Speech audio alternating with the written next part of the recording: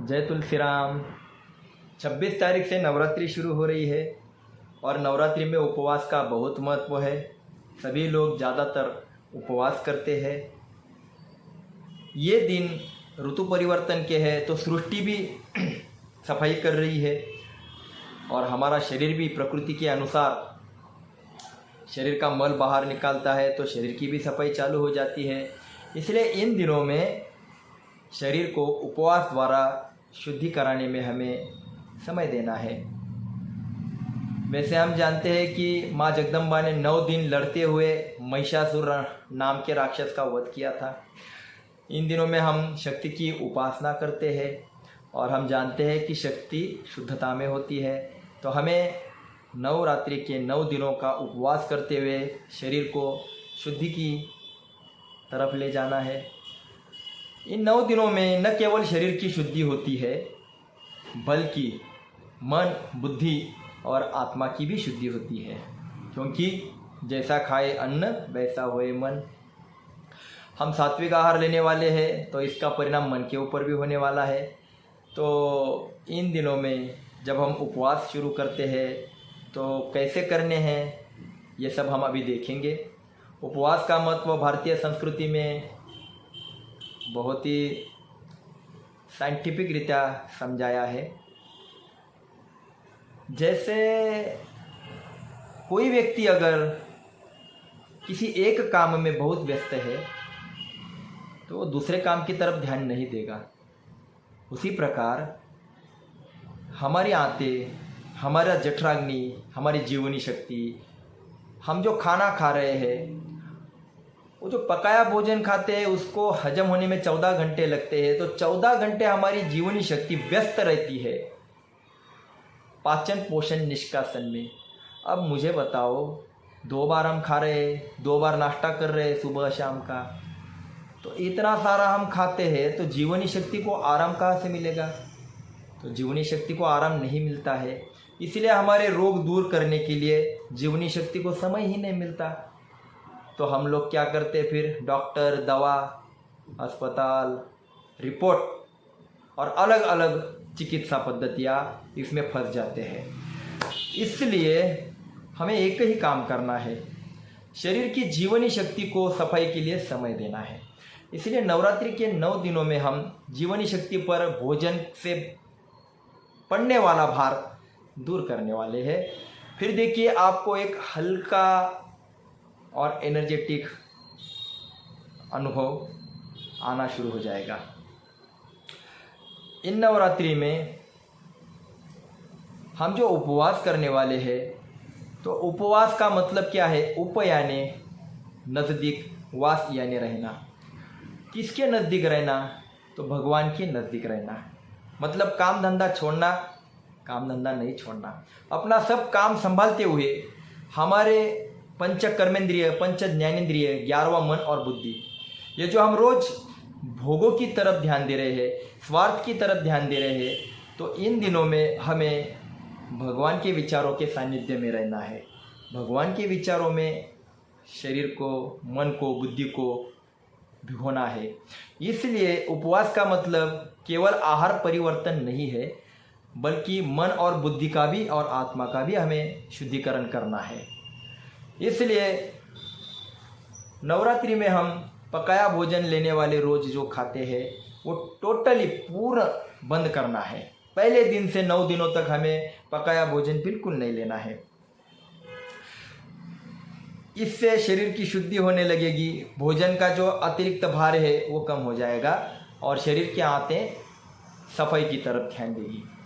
ये करते समय हमें ध्यान करना है, क्योंकि ध्यान करने से मन के ऊपर जो कूड़ा है जन्म जन्म का, ये सारा कूड़ा हटने लगता है। तो मन जो होता है वो शुद्ध होने लगता है। और आपको तो पता है कि मन अगर कमज़ोर है तो आप एक दिन भी रसाहार नहीं कर पाते।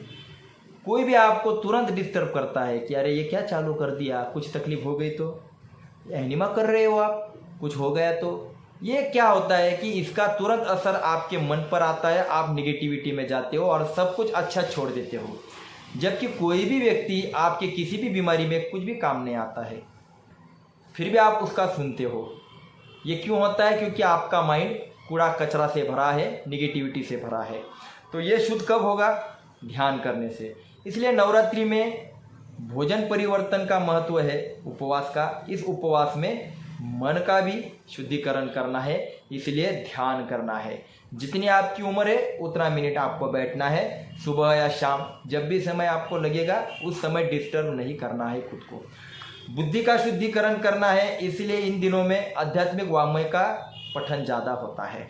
दुर्गा सप्तशती हो, भगवत गीता हो, भागवत हो, जो भी आपको लगेगा, ज्ञानेश्वरी हो, जो भी आपके संत महात्मा है उनका भी चरित्र आप पढ़ सकते हैं। क्योंकि जितना आप पढ़ोगे वैदिक दैवी वाङ्मय, उतना आपकी बुद्धि जो है वो शार्प होती जाएगी। जो भोग से विरहित वाङ्मय है, जो स्वार्थ से विरहित वाङ्मय है, वो आपको पढ़ना है, ताकि बुद्धि की भी शक्ति इससे बढ़ेगी। केवल आहार परिवर्तन पर जोर मत दो, मन बुद्धि की भी शुद्धिकरण करना है इस नवरात्रि में, ये ध्यान दो।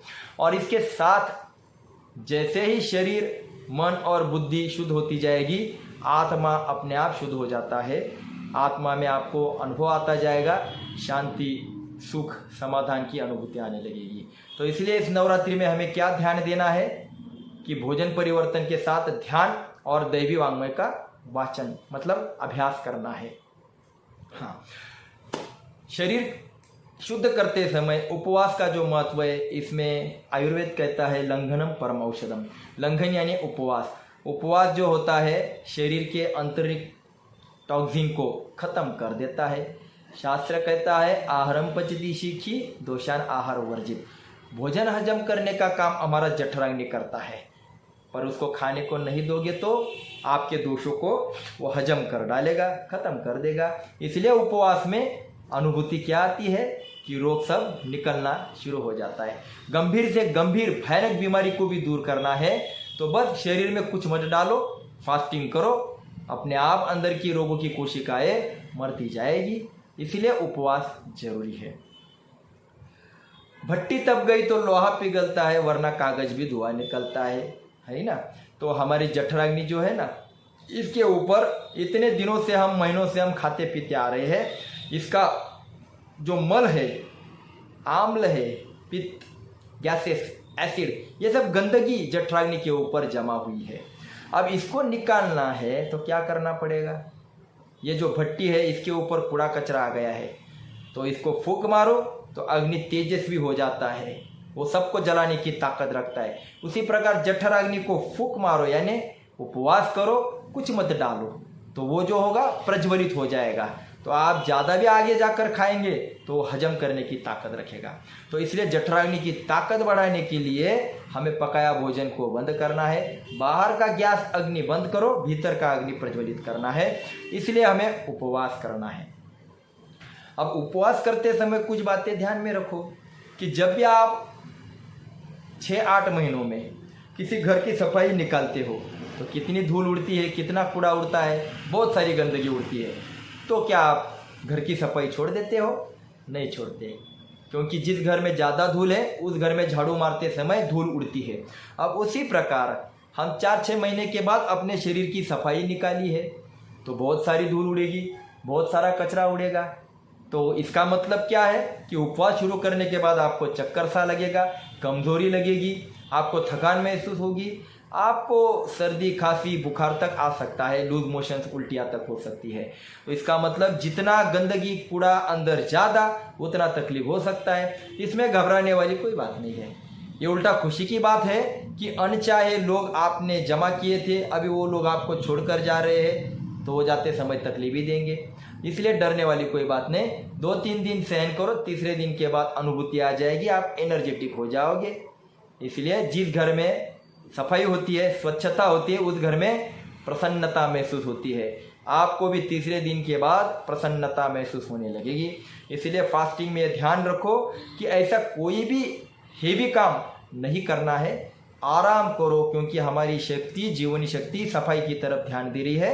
अब ज़्यादा से ज़्यादा आराम करो, हल्का काम करो, ज़्यादा हेवी काम नहीं करना। चिंता, टेंशन जो होते हैं, क्रोध, ये नहीं करना है। रिलैक्स रहो, जो होता है होने दो, रिलैक्स रहो। अब ये करते समय आपको कुछ बातों का ध्यान देना है। जैसे उपवास करते हैं तो शरीर जो होता है स्किन के माध्यम से पसीने के द्वारा भी बहुत सारी गंदगी बाहर फेंकना चालू कर देता है। इसलिए हमें दिन में 3 बार स्नान करना आवश्यक है, सुबह, दोपहर, शाम। और जब स्नान करते हैं उससे पहले हमें एनिमा करना जरूरी है। अब ये कैसे करना है ये भी हम आपको समझाते हैं। वैसे मेरे किताब में ये सब डिटेल दिए हैं कि एनिमा कैसे करना, उपवास करना और जूस कैसे बनाना, ये सब इसमें डिटेल दिए हैं मैंने, तो आप ये मंगवा सकते हैं। 9689453456 किरण वाटारे, मुझे व्हाट्सएप या कॉल करके। हाँ, अब एक बात ध्यान में रखो कि जब आप नवरात्रि के उपवास शुरू करते हैं तब आपका माइंड जो है उसको पॉजिटिव रखो, कमज़ोर मत होने दो कि हाँ मैं नवरात्रि के उपवास करने वाला हूँ और मेरे शरीर में जो भी बदलाव आएंगे उसको मैं एक्सेप्ट करने के लिए तैयार हूँ। क्योंकि तकलीफ होना इसका मतलब क्या है कि ट्रेन भी ट्रैक बदलती तो खड़खड़ करती है, तो हम भी अपने लाइफ का ट्रैक बदल रहे हैं तो 2-3 दिन खड़खड़ होगी, इसमें डरना नहीं। अब जब आप नवरात्रि का उपवास शुरू करते हैं तो पहले दिन से 9 दिन में आपको क्या क्या लेना है ये बातें थोड़ा सा ध्यान से समझ लो। जब नवरात्रि का पहला दिन शुरू हो जाएगा तो पहले दिन में आपको हम जो रोज़ खा रहे पकाया भोजन उसको टोटली छोड़ना है। 12 बजे तक आप कभी भी उठो, सुबह उठने के बाद ध्यान करना है।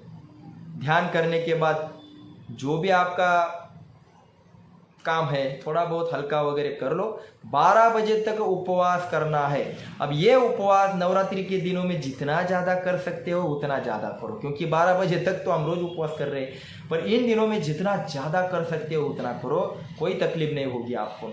इन दिनों में शुरुआती में मल का जो एसिड गैसेस जो बाहर आना शुरू होता है इसको मल का उभाड़ कहते हैं, तो इसलिए चिंता नहीं करना, तीसरे दिन के बाद आपको ये तकलीफ नहीं होगी। अब 12 बजे तक का फास्टिंग है ये सामान्य लोगों के लिए, जो रेगुलर साधक है वो ज़्यादा फास्टिंग बढ़ा सकते हैं। तो उपवास छोड़ते समय या फिर उपवास हो गया अब आप क्या करो, तो पहला ग्रीन जूस लो।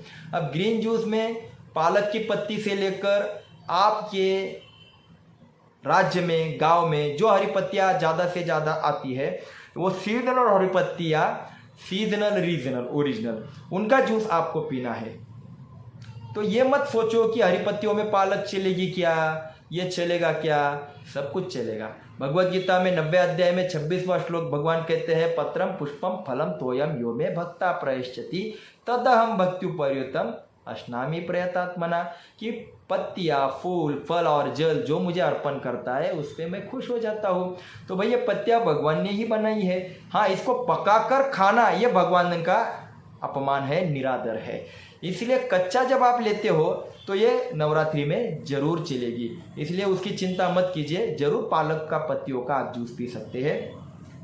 पर आपको लगता है कि नहीं हम कर्मठ है, हमें नहीं लेना है, तो भाई जो पत्तियाँ आपको चलती है उसके जूस लो, इसके ऊपर मैं और क्या बात बताऊँ। क्योंकि कुछ कर्मकांड जो होते हैं वो एक बार घुस गए तो वो निकलते नहीं है, तो हम क्या करें। इसलिए मैं कहता हूँ कि पत्तियाँ सभी चलती है। अब बेल की पत्तियाँ आप शिव भगवान को अर्पण करते हो तो अंदर भी शिव भगवान बैठे तो बेल पत्तियों का जूस पियो। दुर्वा गणपति को देते तो दुर्वा का, आप जो भी पत्तियाँ चाहे उसका जूस बना सकते हैं। सिर्फ कॉमन सेंस की बातें भी ध्यान में रखो, जहरीली पत्तियाँ जो भी है उसको नहीं लेना। अब कौन सी है आपको तो पता है, इसलिए जो भी फल हम खाते हैं उसकी कोई भी पत्तियों का भी जूस आप ले सकते हैं। ये जूस जो होता है 3 घंटे टिकता है, बना कर रखो बॉटल में, आप कहीं ले जा सकते हैं, कोई बात नहीं। अब उसके बाद आप दिन भर जब भी भूख लगे, भूख को टालना है। इन दिनों में खाने के बारे में कम सोचो, निकालने के बारे में ज़्यादा सोचो। आप इतने दिनों से खाते ही आ रहे हैं, अब क्या खाऊं, भूख लगी है, अरे लगने दो, निकलने दो सब गंदगी, निकलने के लिए समय दो। अब इन दिनों में आपको जूस लेने के बाद पहले दिन पत्तियों का जूस लेने के बाद फल लेना है। अब फल जो होता है उसके छिलके उतार कर आप खाओ ताकि आपको ज़्यादा तकलीफ नहीं होगी, पर उसका जूस पीते हैं तो ज़्यादा फ़ायदा है। पर आपको लगता है पेट भरना चाहिए तो जो भी फल खाओ उसका छिलका निकाल लो। शाम को आप वेजिटेबल जूस लो, गाजर, टमाटर, लौकी, कद्दू, करेला, जो भी आपको लगता है मार्केट में ईजी मिल रहा है, बीट, चुकंदर, उसके जूस लो। या शक्करकंदी वगैरह आप डायरेक्ट भी खाया तो भी चलेगा। छिलके हो सके उतने निकाल लो, अच्छी तरह से धो लेने का, छिलके बाद में उतारने का और खा लेने का, या फिर उसका जूस। और शाम को ये हो गया, रात को एनिमा करने का, और फिर जो भी आप किताब में दिया हुआ जो भी आपको जूस या सलाद लेने हैं, जो आप कहते हैं नवरात्रि में चलने वाले हैं, ऐसे सब्जियों के सलाद या जूस ले सकते हैं। पहले दिन आप भोजन पूरा छोड़ चुके हो। सुबह उठने के बाद पहले एनिमा और रात में आपको एनिमा, ये 2 बार करना है। अब दूसरे दिन की दिनचर्या आपकी क्या होगी? सुबह उठने के बाद फिर से ध्यान कीजिए, वैदिक या दैवी वांग्मय का पठन कीजिए, फास्टिंग को बढ़ाइए। 12 से आप ज़्यादा हो सके तो 2 बजे तक भी कर सकते हैं, पर उपवास ईजी होना चाहिए। गीता में कहा है युक्ताहार विहारस्य युक्त चेष्टस्य कर्मसु युक्ता स्वप्नावबोधस्य योगो भवति दुःखः।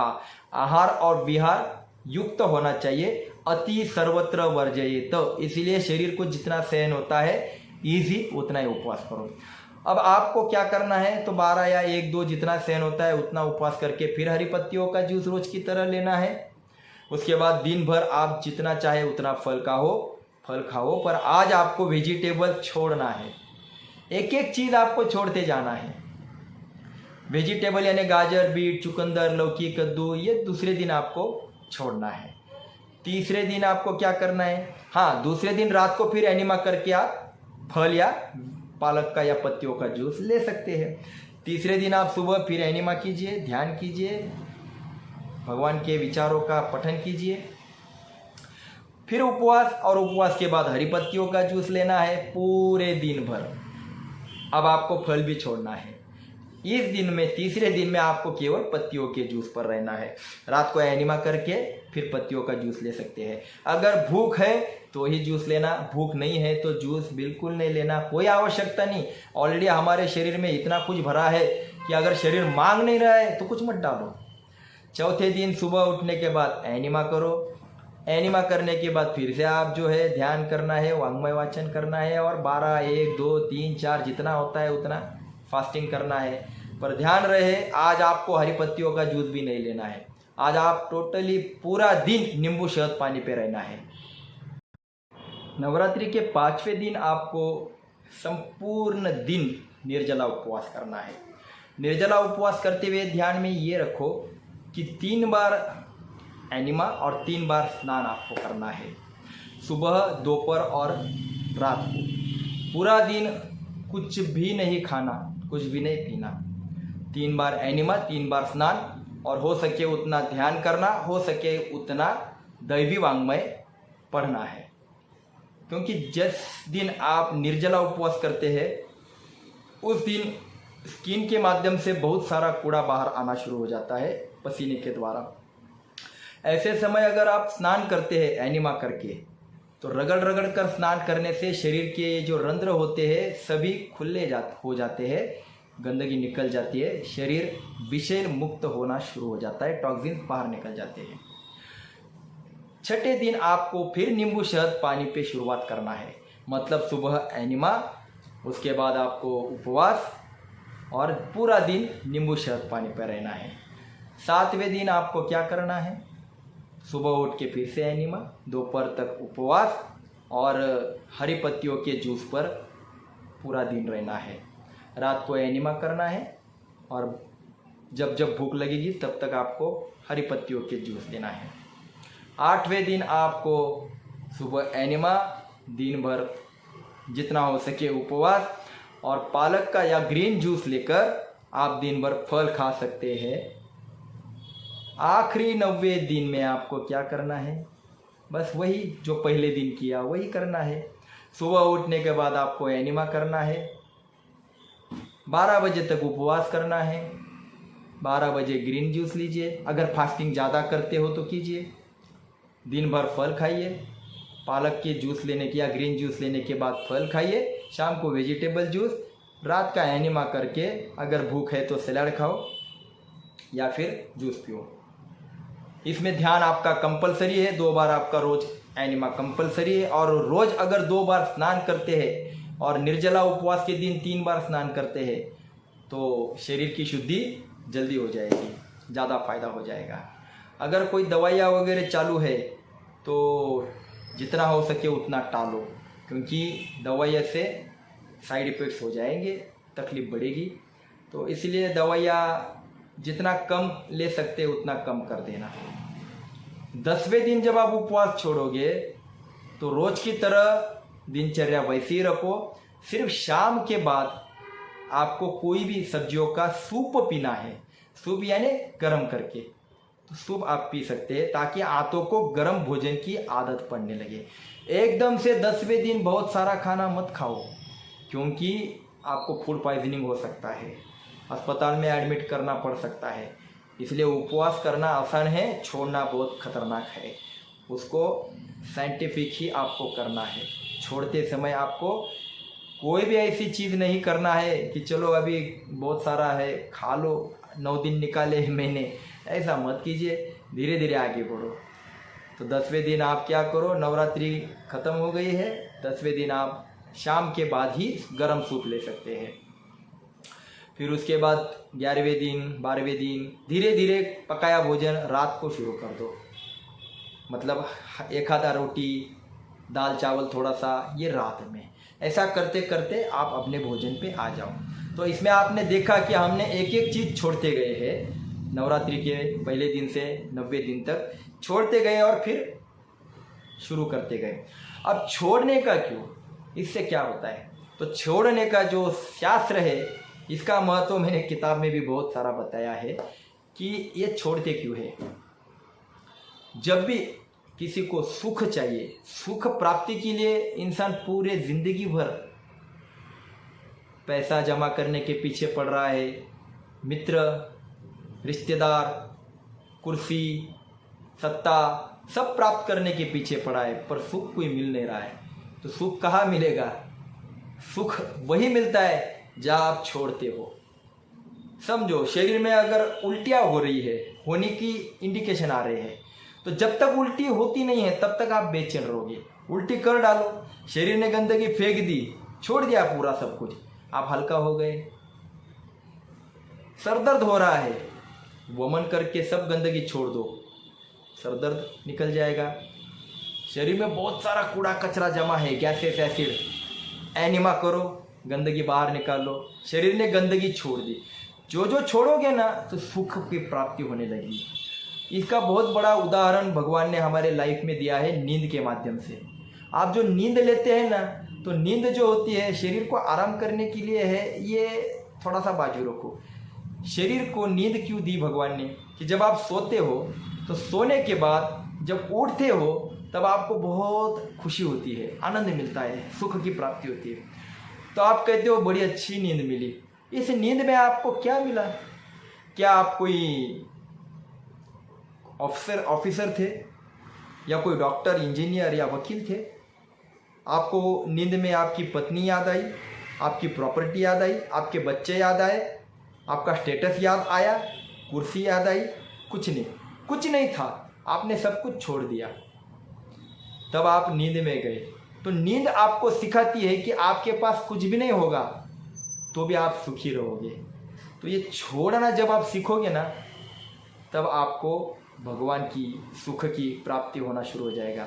तो नवरात्रि की ये दिन जो है, ये भक्ति, ये अध्यात्म की तरफ ले जाते हैं कि भाई भोग से भगवान की तरफ चलना सीखो।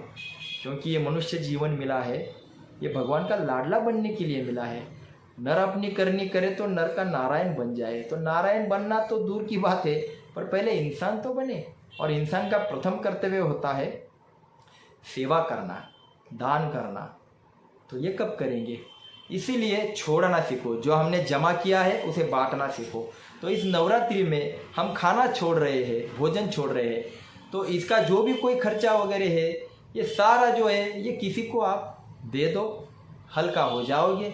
जो भी आप इन दिनों में बचाने वाले हैं उसको बांट दो। कहाँ बांटना है, वो जहाँ आपका मन करे वहाँ बांट दो। तो इससे क्या होगा कि शरीर सब कुछ निकाल देगा, मतलब हमारा अहंकार ये कम हो जाएगा, मन को बड़ा तसल्ली मिलेगी। क्योंकि जब हम बांटते हैं ना तो दूसरों की खुशी हमारे चेहरे पर खुशी लाते हैं। इसलिए बांटना सीखो। तो नवरात्रि में केवल भोजन परिवर्तन नहीं करना है, तो भोजन परिवर्तन के साथ मन, बुद्धि और आत्मा की शुद्धि करना है। तो मैंने कहा कि पकाए से कच्चे पे आना, शरीर की शुद्धि हो जाएगी। ध्यान पे ज़्यादा समय देना, मन की शुद्धि हो जाएगी। वांग्मय वाचन करना, दैवी वांग्मय, बुद्धि की शुद्धि हो जाएगी। और इसी के साथ भोग से दूर जाना, भक्ति की तरफ, आत्मा की शुद्धि हो जाएगी। तो ऐसे नवरात्रि का ये उत्सव जो अभी आया है उसको आपको फ़ायदा लेना है, स्वास्थ्य चाहिए है तो उपवास कीजिए। और शरीर माध्यम खलु धर्म साधनम, शरीर जो है ये धर्म का कार्य करने का बढ़िया साधन है। तो ये अगर अच्छा होगा तो ये आप धर्म का, भगवान का काम कर पाओगे। तो इसको अगर आपको ठीक करना है तो ये बहुत ही अच्छा समय आया है। तो फिर से बता रहा हूँ कि उपवास करो, एनिमा करो, और आपको जो मैंने जूस बताए हैं वो और उसकी जानकारी जो है वो सभी इस किताब में दी है मैंने। तो ये आप थोड़ा सा पढ़े तो और आपको लाभ होगा। तो बस आप सभी को नवरात्रि की ढेर सारी शुभकामनाएं। तो सभी लोग शक्ति की उपासना करें, माँ दुर्गा, माँ भगवती, माँ जगदम्बा की स्तुति करें। इसके लिए दुर्गा सप्तशती भी श्री मार्कंडेय महाराज ने बताई है, वो भी आप पढ़ें। तो माँ भगवती से, दुर्गा माता से, जगदम्बा से हम शक्ति की मांग करते हैं, स्वास्थ्य की मांग करते हैं। और यहाँ पर हम सबको जय तुलसीराम कहते हुए यहाँ पर रुकते हैं। सर्वत्र सुखिनः सन्तु सर्वे सन्तु निरामया सर्वे भद्राणि पश्यन्तु मा कश्चित् दुःखम् आपनेत्।